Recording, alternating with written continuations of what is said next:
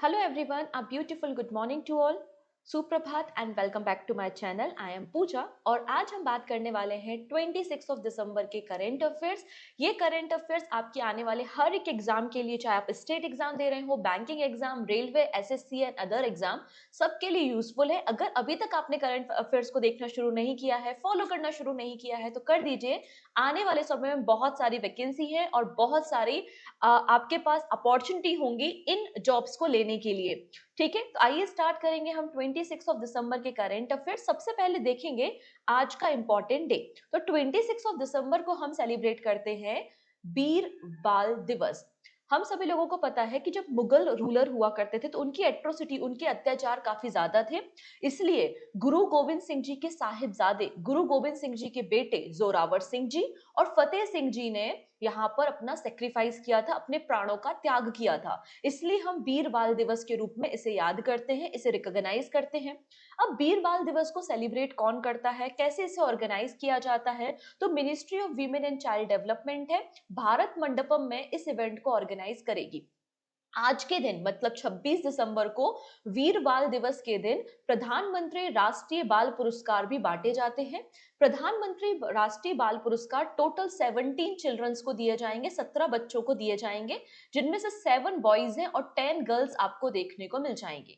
अभी जो प्रधानमंत्री राष्ट्रीय बाल पुरस्कार हैं, ठीक है, इन्हें 7 अलग अलग कैटेगरी में दिया जाता है। कितनी कैटेगरी में डिस्ट्रीब्यूट होते हैं? 7 अलग अलग कैटेगरी में डिस्ट्रीब्यूट होते हैं, जैसे कि आर्ट एंड कल्चर है, ब्रेवरी, साहस, innovation, science technology, social service, sports and environment. तो 7 अलग अलग कैटेगरीज में 17 बच्चों को आज के दिन प्रधानमंत्री राष्ट्रीय बाल पुरस्कार बांटे जाएंगे और इन अवार्ड को प्रेजेंट किया जाता है by the president of India, मतलब द्रौपदी मुर्मू बच्चों को अवार्ड डिस्ट्रीब्यूट करने का काम करेंगे। ठीक है, अब कल क्या था? कल 25 दिसंबर था एंड 25 दिसंबर को हम सेलिब्रेट करते हैं सुशासन दिवस, मतलब गुड गवर्नेंस डे या फिर सुशासन दिवस हम सेलिब्रेट करते हैं, क्योंकि इस दिन बर्थ एनिवर्सरी होती है अटल बिहारी वाजपेयी जी के, जो कि हमारे फॉर्मर प्राइम मिनिस्टर रहे हैं। सुशासन डे या फिर गुड गवर्नेंस डे की शुरुआत हमने कब की थी? 2014 में की थी। अब यहाँ पे 100 साल पूरे हो गए थे अटल बिहारी वाजपेयी जी की बर्थ एनिवर्सरी के, इसलिए 100 रुपीज का एक कॉमरेटिव कॉइन भी इशू करने का काम किया था। अब इस ओकेजन पे कई सारे प्रोजेक्ट्स को भी लॉन्च किया गया, जिनमें से एक है Ken Betwa interlinking river project. तो आप देख सकते हैं खजुराहो मध्य प्रदेश में 25 दिसंबर 2024 को प्राइम मिनिस्टर मोदी ने फाउंडेशन स्टोन रखा है Ken Betwa national river linking project का। तो आप तो बोल रहे होंगे या सोच रहे होंगे, यार ये प्रोजेक्ट तो कब से चल रहा है। बिल्कुल आपने सही समझा। एमपी, मध्य प्रदेश एंड उत्तर प्रदेश की गवर्नमेंट के बीच में केन बेतवा लिंकिंग प्रोजेक्ट को बहुत पहले एग्रीमेंट को साइन किया गया था, लेकिन ये जो प्रोजेक्ट है वो पन्ना टाइगर रिजर्व से जाता है। तो आपका जो एनजीटी है, आपका जो नेशनल ग्रीन ट्रिब्यूनल्स हैं, उन्होंने ऑब्जेक्शन उठाया था, जिसके कारण इस प्रोजेक्ट पे स्टे था। अब फाइनली सब कुछ क्लियरेंस हो चुका है एंड फाइनली फाउंडेशन स्टोन रखा गया है Ken Betwa interlinking river project का by the prime minister Narendra Modi from the Madhya Pradesh Khajuraho. साथ ही साथ ओमकारेश्वर फ्लोटिंग सोलर प्रोजेक्ट को भी इनॉग्रेट करने का काम किया है। ये ऑर्गेनाइज क्यों किया गया था फंक्शन? क्योंकि 100th नंबर की बर्थ एनिवर्सरी थी हमारी कंट्री के 10th नंबर के प्राइम मिनिस्टर अटल बिहारी वाजपेयी जी की। अगर हम बात करते हैं Ken Betwa national river interlinking project के बारे में, तो गवर्नमेंट ऑफ इंडिया का प्लान है 30 रिवर्स। 16 जो रिवर है आपके पेनिनसुला इंडिया, मतलब दक्षिण भारत की रिवर आप कह सकते हो, और 14 जो है वो हिमालयन रिवर है, इनको आपस में कनेक्ट करना है। यही हमारा इंटरलिंकिंग प्रोजेक्ट है, क्योंकि हम सभी को पता है कि नदियों का डेस्टिनेशन क्या होता है? नदियों का डेस्टिनेशन होता है समुद्र। और एक बार सी में मिल जाने के बाद ये तो पानी हमारे किसी यूज का नहीं रहता। तो क्यों ना जिन नदियों में कम पानी है उनको कनेक्ट किया जाए उन नदियों के साथ जिनमें ज्यादा पानी है। ठीक है, तो इसलिए इंटरलिंकिंग रिवर प्रोजेक्ट आपको देखने को मिलेगा और हमारे देश का पहला जो रिवर इंटरलिंकिंग प्रोजेक्ट है वो केन बेतवा लिंकिंग प्रोजेक्ट आपको देखने को मिलेगा। इसको इंप्लीमेंट कौन करेगा? इसको इंप्लीमेंट करने की responsibility national water development agency की है, जो काम करता है अंडर द मिनिस्ट्री ऑफ जल शक्ति। ठीक है, जैसे कि मैंने मेंशन किया था कि उत्तर प्रदेश गवर्नमेंट और मध्य प्रदेश गवर्नमेंट के बीच में केन बेतवा लिंक प्रोजेक्ट के लिए 2021 में एमओयू साइन हुआ था, लेकिन अब फाइनली जाके यहाँ पे इसका फाउंडेशन स्टोन रखा गया है। प्रोजेक्ट की टोटल कॉस्ट 44,605 करोड़ रुपीस आपको देखने को मिल जाएगी। इसमें 90% जो शेयर होगा वो सेंट्रल गवर्नमेंट पे करेगी और रिमेनिंग जो 10% है वो दोनों राज्यों की सरकार है, मतलब यूपी और एमपी गवर्नमेंट पे करने का काम करेंगी। ये जो आपका केन बेतवा लिंकिंग प्रोजेक्ट है, ये 2 फेज में काम करेगा। 2 फेज में इसको एग्जीक्यूट किया जाएगा। इस प्रोजेक्ट में क्या किया जाएगा, केन नदी में ज्यादा पानी है, केन नदी में ज्यादा पानी है, तो केन नदी के ज्यादा पानी को हम कनेक्ट करेंगे किससे, बेतवा नदी के साथ। ठीक है, तो यहाँ पे लिखा है इस प्रोजेक्ट में हम ट्रांसफर करेंगे surplus water from the Ken river to the Betwa river. Ken नदी के पानी को बेतवा नदी पे लाया जाएगा यूजिंग द डिफरेंट नहर और जो कैनाल सिस्टम होता है उसके जरिए। साथ ही साथ यहाँ पर एक डैम बनाया जाएगा। कौन सा डैम है ये, दौधन डैम। तो याद रखेंगे, अगर आपसे पूछ लिया जाए केन रिवर या फिर केन बेतवा लिंकिंग प्रोजेक्ट में कौन सा डैम कंस्ट्रक्ट किया जाएगा, तो आंसर हो जाएगा दौधन डैम कंस्ट्रक्ट किया जाएगा। ये जो दौधन डैम है किस नदी पर होगा, तो आंसर हो जाएगा कैन नदी। कैन रिवर पे आपको दौधन डैम देखने को मिल जाएगा, वो भी कहां पर, पन्ना टाइगर रिजर्व मध्य प्रदेश में। इसलिए आपको इसे याद रखना है। ये जो प्रोजेक्ट है ये क्या करेगा, 103 मेगावाट हाइड्रल इलेक्ट्रिसिटी को और 27 मेगावाट सोलर इलेक्ट्रिसिटी को प्रोड्यूस करने का काम करेगा। ठीक है, इतनी चीजें क्लियर हो गई। अब बात करते हैं ओमकारेश्वर फ्लोटिंग सोलर प्रोजेक्ट, जिसको भी इनॉग्रेट करने का काम प्राइम मिनिस्टर मोदी ने किया है। एक्चुअली ये जो प्रोजेक्ट है वो अगस्त 2024 में ही बनके तैयार हो चुका था, लेकिन कल इसे इनॉग्रेट करने का काम किया गया है। 90 मेगावाट का ये सोलर प्रोजेक्ट आपको देखने को मिलेगा। इसकी कैपेसिटी याद रखना है, डायरेक्टली क्वेश्चन एग्जाम में बन जाते हैं कि ओमकारेश्वर फ्लोटिंग सोलर प्रोजेक्ट में आपकी एनर्जी कैपेसिटी कितनी है, तो 90 मेगावाट की है। ये जो 90 megawatt Omkareshwar floating solar project है, इसे सतलज जल विद्युत निगम लिमिटेड ने तैयार करने का काम किया है और 25 दिसंबर को इसे इनॉग्रेट किया गया है। ये प्रोजेक्ट नर्मदा रिवर पर आपको देखने को मिल जाएगा, कहां पे, Khandwa district of Madhya Pradesh. Central India and north India का सबसे बड़ा फ्लोटिंग सोलर प्रोजेक्ट कौन सा है, ओमकारेश्वर है, जिसकी कैपेसिटी 90 मेगावाट की है। याद रखना, मैंने मेंशन किया है central India and north India का। अगर हम इंडिया की बात करें तो इंडिया में 100 मेगावाट का भी प्रोजेक्ट है, कहां पर, रामगुंडम तेलंगाना में। ठीक है, नेक्स्ट। अब देखिए 30 दिसंबर को इसरो लॉन्च करने जा रहा है SPADEX मिशन, मतलब space docking experiment mission. Satish Dhawan space centre Sriharikota से स्पेस डॉकिंग एक्सपेरिमेंट मिशन को लॉन्च करेगा इसरो, और इसरो इसके लिए अपने रॉकेट का इस्तेमाल करेगा, जिस रॉकेट का नाम है PSLV-C60। तो PSLV-C60 रॉकेट की मदद से 30 दिसंबर को ISRO Indian space research centre research organisation space docking experiment को लॉन्च करने वाला है, जिसमें आपको 2 आइडेंटिकल सैटेलाइट्स, एक ही तरीके की, एक ही वेट की जो सैटेलाइट है, 2 सैटेलाइट को लॉन्च किया जाएगा और दोनों सैटेलाइट ऑर्बिट करेंगी, एक दूसरे को क्या करेंगी, चेस करेंगे, एक दूसरे का पीछा करने का काम ये करेंगी। ठीक है, दोनों आइडेंटिकल सैटेलाइट होंगे जिनका वेट 220 किलोग्राम का आपको देखने को मिलेगा। एक चेजर होगी और दूसरी टारगेट होगी, और ये दोनों क्या करेंगे, एक ऑर्बिट में 470 किलोमीटर की लो अर्थ ऑर्बिट में सर्कुलर करेंगे 55 डिग्री इंक्लाइन पे।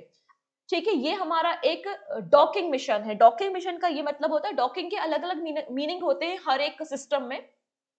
अगर हम स्पेस टेक्नोलॉजी में बातें करें, डॉकिंग का मतलब है कि इसमें हम क्या करते हैं, एक सैटेलाइट को या एक स्पेसक्राफ्ट को दूसरे स्पेसक्राफ्ट के साथ अलाइन किया जाता है, इनको आपस में कनेक्ट किया जाता है, डिकनेक्ट किया जाता है। For example, international solar station या इंटरनेशनल स्पेस स्टेशन है। अब इंटरनेशनल स्पेस स्टेशन के साथ कोई दूसरा कंपोनेंट हमें जोड़ना है, तो हम क्या करेंगे, सैटेलाइट को लॉन्च करेंगे या व्हीकल को लॉन्च करेंगे, वो ऑर्बिट करेगा और अटैच होगा या फिर डीअटैच होगा, राइट। तो यही आपकी डॉकिंग कहलाती है। तो डॉकिंग का मतलब होता है, docking is the method by which a spacecraft align and connect with another space vehicle.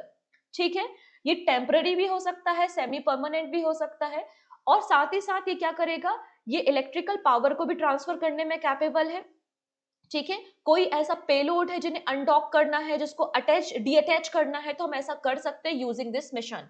अगर हमने इसको सक्सेसफुली लॉन्च कर लिया, सक्सेसफुली इसको एग्जीक्यूट कर लिया, तो इंडिया 4th नंबर की कंट्री बन जाएगी जिसके पास ये डॉकिंग टेक्नोलॉजी होगी। इसके अलावा केवल यूएसए है, चाइना है एंड रशिया है जिसके पास ये डॉकिंग टेक्नोलॉजी अवेलेबल है। तो 30 दिसंबर को इस मिशन को इसरो लॉन्च करेगा सतीश धवन स्पेस सेंटर से। ठीक है, चलिए नेक्स्ट, इंदौर। इंदौर कहाँ है? मध्य प्रदेश में है। ठीक है, इंदौर का एयरपोर्ट है देवी Ahilyabai Holkar airport.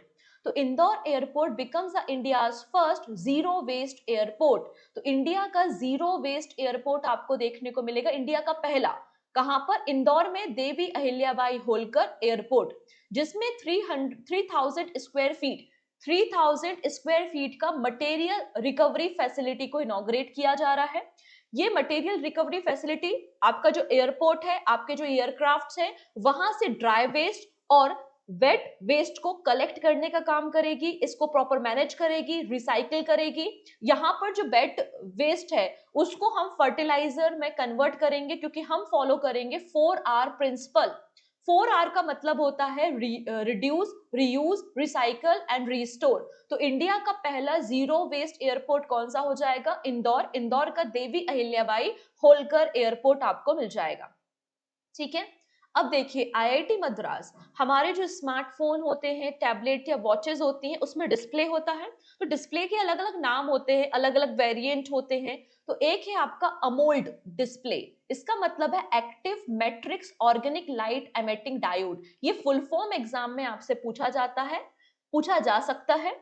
Active matric organic light emitted diode. ठीक है, इस डिस्प्ले को यूज किया जाता है स्मार्टफोन में, टैबलेट्स में, वॉचेस में, और इसके लिए एक रिसर्च सेंटर डेवलप कर रहा है आईआईटी मद्रास। तो आईआईटी मद्रास लॉन्च कर रहा है research centre for next generation AMOLED display. ठीक है, इसे इनॉग्रेट करने का काम मैत्री, मैत्री का मतलब होता है ministry of electronics and information technology, मैत्री की सेक्रेटरी एस कृष्णन ने इसे इनॉग्रेट किया है। इस रिसर्च सेंटर को बनाने के लिए पैसे की जरूरत होगी, और ये फंड कौन करेगा? अगेन हमारा मैत्री डिपार्टमेंट। तो इसको फंड करने का काम DRDO, defence research development organisation, Tata Sons, इसके अलावा हमारा मैत्री डिपार्टमेंट इसमें कंट्रीब्यूट करेगा, फंडिंग करने का काम करेगा। क्लियर? चलिए, अब एक और रिपोर्ट यहाँ पे पब्लिश की गई है by the national oceanic and atmospheric administration, मतलब एनओएए ने अपनी एक रिपोर्ट पब्लिश की है जिसका नाम है आर्कटिक रिपोर्ट कार्ड। ठीक है, आर्कटिक रिपोर्ट कार्ड में बेसिकली बताया जाता है कि जो आपका आर्कटिक एरिया है, जिसमें आपके फिनलैंड, नॉर्वे जैसी कंट्रीज को भी शामिल किया जाता है, क्लाइमेट चेंज का इस एरिया में क्या असर पड़ रहा है, किस तरीके से हमारे ग्लेशियर मेल्ट हो रहे हैं। जब ग्लेशियर का ठंडा पानी समुद्र में मिलता है, ठीक है, उसके बाद क्या होता है, धाराएं जनरेट होती हैं, स्ट्रीम जनरेट होती हैं, और किस तरीके से जब ये आइस मेल्ट हो रहा है तो वाटर लेवल इंक्रीज हो रहा है। आपका जो वाटर एब्जॉर्प्शन या कार्बन डाइऑक्साइड एब्जॉर्प्शन कैपेसिटी है जो समुद्र की, वो इंक्रीज हो रही है, जो भी एक ग्लोबल वार्मिंग का कारण है। ये सारी बातें इस रिपोर्ट पे मेंशन की जाती हैं। तो रिसेंटली आर्कटिक रिपोर्ट कार्ड 2024 को रिलीज करने का काम किया है।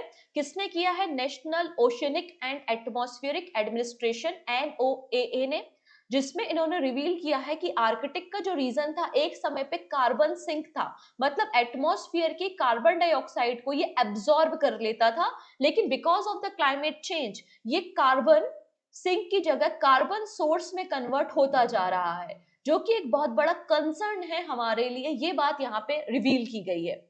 ठीक है, आर्कटिक रिपोर्ट कार्ड को एनुअली रिलीज किया जाता है सिंस 2006, 2006 से इसको रिवील किया जाता है, रिलीज किया जाता है, जिसमें बताया जाता है about the Arctic current state. ठीक है, जिसमें क्या कहा गया है? Accelerated Arctic warming.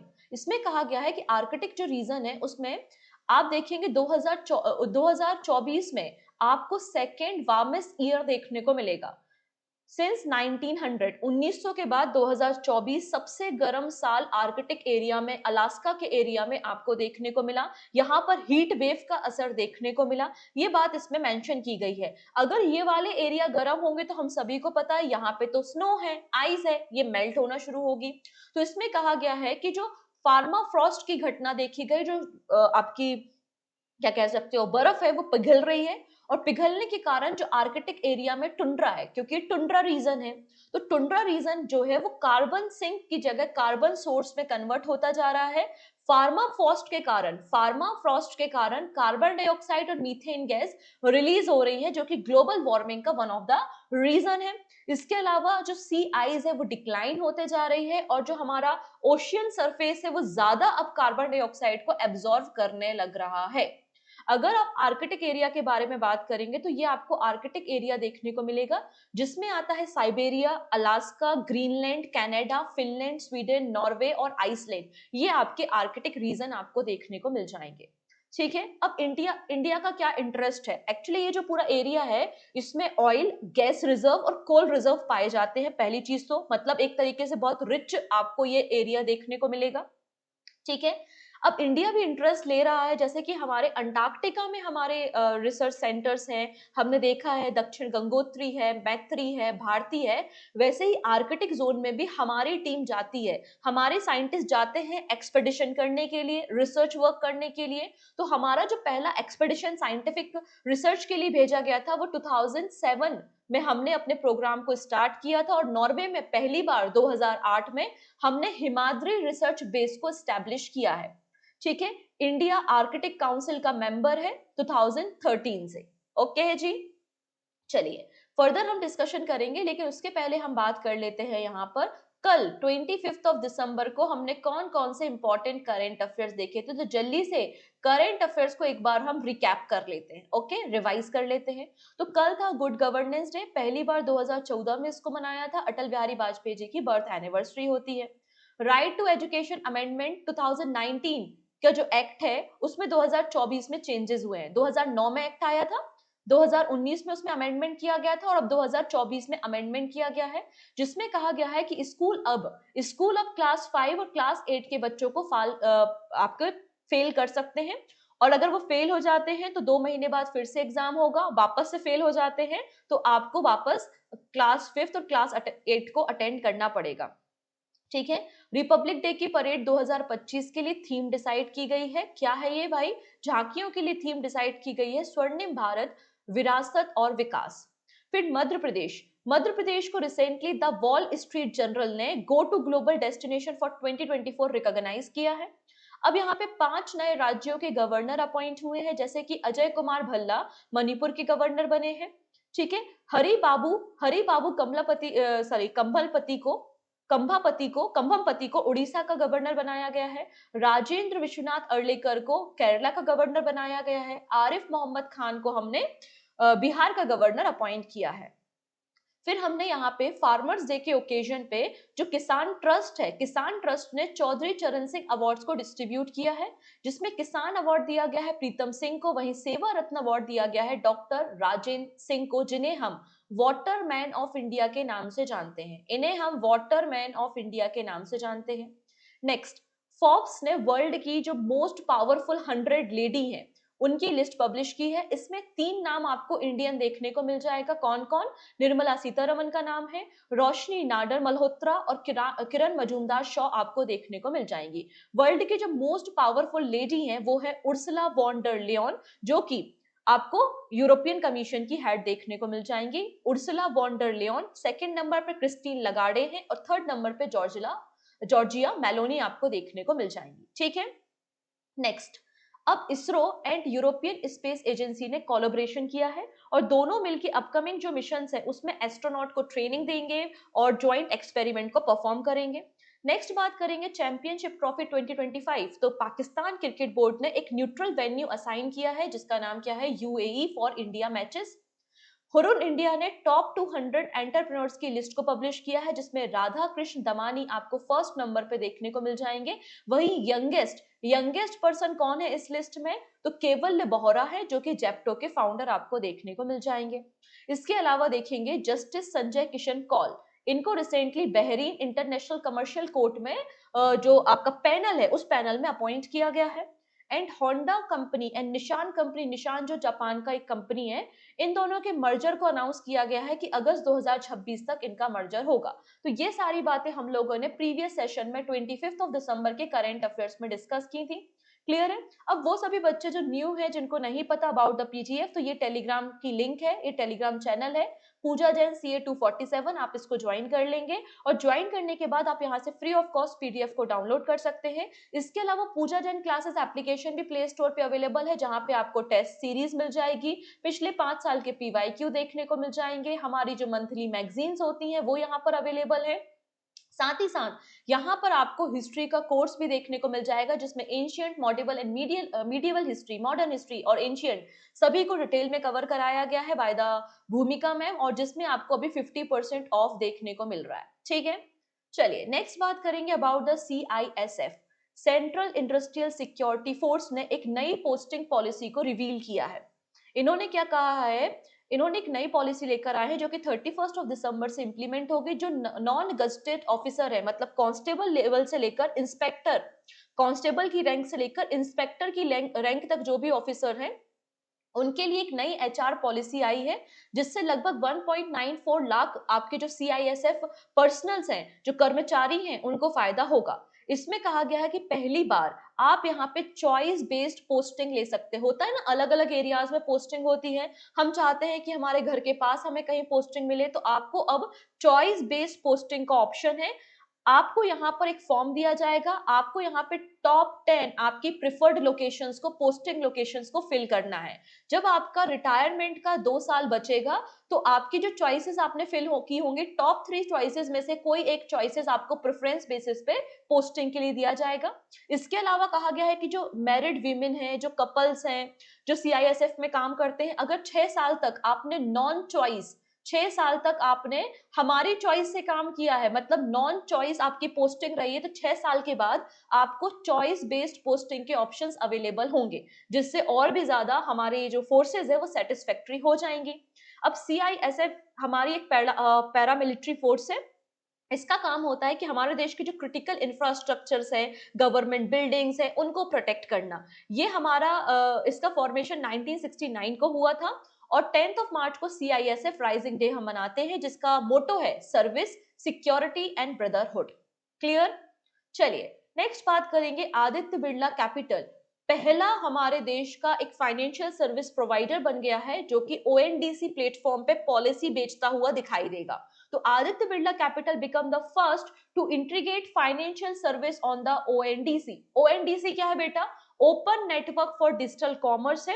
ONDC platform को इंट्रोड्यूस किया है गवर्नमेंट ने, और गवर्नमेंट ऑफ इंडिया का एक ई-कॉमर्स प्लेटफॉर्म है, जस्ट लाइक अ फ्लिपकार्ट, अमेजॉन, जिसमें आपको मतलब आपको सारी चीजें आप खरीद सकते हैं, बेच सकते हैं, आप फूड आइटम्स को ऑर्डर कर सकते हैं, आप इलेक्ट्रॉनिक आइटम्स को ऑर्डर कर सकते हैं, मतलब सारी फैसिलिटी आपको ONDC पे मिलती है, open network for digital commerce. तो आदित्य बिरला कैपिटल पहला फाइनेंशियल सर्विस कंपनी बनने जा रहा है, जो यहाँ पर अपनी इंश्योरेंस और अपनी इन्वेस्टमेंट पॉलिसीज को इंटीग्रेट कर रहा है ONDC प्लेटफॉर्म पे। यहाँ पे personal loan, health insurance, mutual funds, ये सारी फैसिलिटी आपको ONDC प्लेटफॉर्म पे प्रोवाइड कराएगा आदित्य बिरला कैपिटल। आदित्य बिरला कैपिटल के CEO कौन है? विशाखा मूले हैं। और यहाँ पे ONDC के CEO कौन है? T कोशे आपको देखने को मिल जाएंगे। ठीक है, चलिए अगला नाम देखेंगे M रघु एंड देविका सिहांग का। ये है देविका और ये है M रघु। इन्होंने recently senior national badminton championship men single और वीमेन सिंगल का टाइटल अपने नाम किया है। Recently 86 edition senior national badminton championship हुई थी। इसको होस्ट किया था कर्नाटका बैडमिंटन एसोसिएशन बेंगलुरु ने, जिसमें मेंस कैटेगरी में जीते हैं M रघु और वीमेंस कैटेगरी में जीती हैं देविका सिहांग। अब यहाँ पे जो मेंस कैटेगरी जीतता है, उसको यहाँ पे विकास टोपी वाला चैलेंजर कप दिया जाता है। तो अगर आपसे पूछा जाए कि विकास टोपी वाला चैलेंज कप का रिलेशन किससे है, तो ये आप देख सकते हैं कि ये किसे दिया जाता है? बैडमिंटन कैटेगरी में दिया जाता है। ठीक है, वही जो मेन सिंगल वीमेन सिंगल का टाइटल जीता है देविका ने, जो कि हरियाणा से हैं, इन्हें ओलंपियन बैडमिंटन चैलेंज कप दिया जाएगा। तो ये आपको कप्स भी याद रखने हैं। क्लियर? चलिए नेक्स्ट बात करेंगे इरडा के बारे में, Indian renewable energy development agency limited IREDA, IREDA को recently 14th edition PSC excellence award में 3 अलग अलग कैटेगरीज में अवार्ड मिले हैं। 2 गोल्ड अवार्ड है, 2 गोल्ड अवार्ड है और 1 सिल्वर अवार्ड इन्हें दिया गया है। ठीक है, तो Indian renewable energy development agency limited IREDA has been honoured with the 3 award at the 14th PSC excellence award ceremony. इसे ऑर्गेनाइज कराया गया था ICC, Indian chamber of commerce, new Delhi में। इसे यहाँ पे देखा जाए तो corporate governance and CSR, corporate social responsibility के लिए gold award and operational performance excellence के लिए सिल्वर अवार्ड से नवाजा गया है। Indian renewable energy development agency एक मिनी रत्न कैटेगरी 1 कंपनी आपको एनबीएफसी देखने को मिल जाएगी, जो ministry of new and renewable energy के अंदर काम करती है। 1987 में इसका फॉर्मेशन हुआ था और इसका टैग है या इसका मोटो है एनर्जी फॉर एवर। क्लियर? तो ये थे हमारे आज के सभी इंपॉर्टेंट करंट अफेयर्स। लास्ट में जल्दी से हम रिवाइज कर लेते हैं अपने एमसीक्यू को, बाकी सारी बातें हम कल के सेशन में डिस्कस करेंगे। ओके है जी। वीडियो अगर अच्छा लग रहा है, इन्फॉर्मेटिव लग रहा है तो प्लीज इसको शेयर कर देंगे अपने फ्रेंड्स के साथ, और पहली बार चैनल पे आए तो चैनल को सब्सक्राइब कर लेंगे जिससे अपकमिंग क्लासेस की नोटिफिकेशन आपको मिल सके। Who author the book the fight for the Republic? इस बुक के ऑथर कौन है? तो कल मैंने आपको सिखाया था कि सीताराम येचुरी ने 3 बुक्स लॉन्च की हैं और उन 3 बुक्स में मतलब उनकी 3 बुक को लॉन्च किया गया है और उनकी एक बुक है the fight for the republic. Option number D is the right answer. Next है recently 9th chairman of national human right commission किसे बनाया गया है? आंसर हो जाएगा justice V Rama Subramanian. Option number C is the right answer. Which airport in India has become the country first zero waste airport? तो answer क्या हो जाएगा? इंदौर का Devi Ahilyabai Holkar airport. Option number B is the right answer. Next, who has been named as a senior White House policy advisor on the AI? याद कीजिए कल हमने इनका नाम देखा था, इंडियन अमेरिकन है और इनका नाम है Shri Ram Krishnan. Option number C बिल्कुल करेक्ट हो जाएगा। Next, terminal investment limited, short में टीआईएल कह रहे हैं हम, तो टर्मिनल इन्वेस्टमेंट लिमिटेड ने recently Jawaharlal Nehru port trust के साथ एक एग्रीमेंट साइन किया है और दोनों मिलकर हमारे देश के बधावन पोर्ट को तैयार कर रहे हैं, जिसके लिए 20,000 करोड़ रुपए की डील को साइन किया गया है। पूछा जा रहा है कि टर्मिनल इन्वेस्टमेंट लिमिटेड का हेडक्वार्टर कहाँ है? तो पहली चीज तो आप ये समझिए कि बधावन जो पोर्ट है वो महाराष्ट्र में है और इसको डेवलप करने का काम terminal investment limited and Jawaharlal Nehru port authority कर रही है। 20,000 करोड़ रुपए का एग्रीमेंट साइन हुआ है एंड टर्मिनल इन्वेस्टमेंट लिमिटेड का हेडक्वार्टर आपको जेनेवा में देखने को मिल जाएगा। ऑप्शन नंबर बी बिल्कुल करेक्ट है। ठीक है, ऑप्शन नंबर बी। नेक्स्ट है आइजैक बेलू ईके, रिसेंटली इन्हें किस कंट्री का प्राइम मिनिस्टर बनाया गया है? तो एक छोटी सी कंट्री है पैसिफिक ओशियन में, पैसिफिक आइलैंड नेशन है जिसका नाम है टोंगा।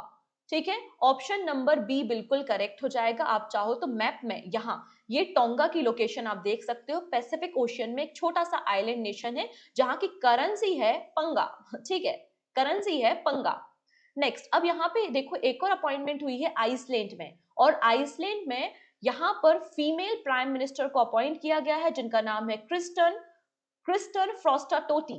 ठीक है, क्रिस्टन फ्रॉस्टा-टोटी, इन्हें प्राइम मिनिस्टर बनाया गया है आइसलैंड का। पहली बार ऐसा हो रहा है कंट्री में कि फीमेल प्राइम मिनिस्टर भी है और फीमेल प्रेसिडेंट भी है। फीमेल प्रेसिडेंट कौन है आइसलैंड की? हाला तोमास-दोत्योर। ठीक है, and this is your question of the day.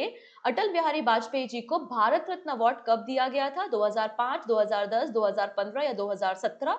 जो भी सही आंसर है आप मुझे कमेंट सेक्शन में बता सकते हैं। बाकी सारी बातें हम अपने डिजिटल बोर्ड में कल के करंट अफेयर्स में करेंगे, और 4 बजे मॉडर्न हिस्ट्री का पीवाईक्यू सीरीज चल रहा है, तो ज्वाइन करना नहीं भूलेंगे। Take care and bye bye.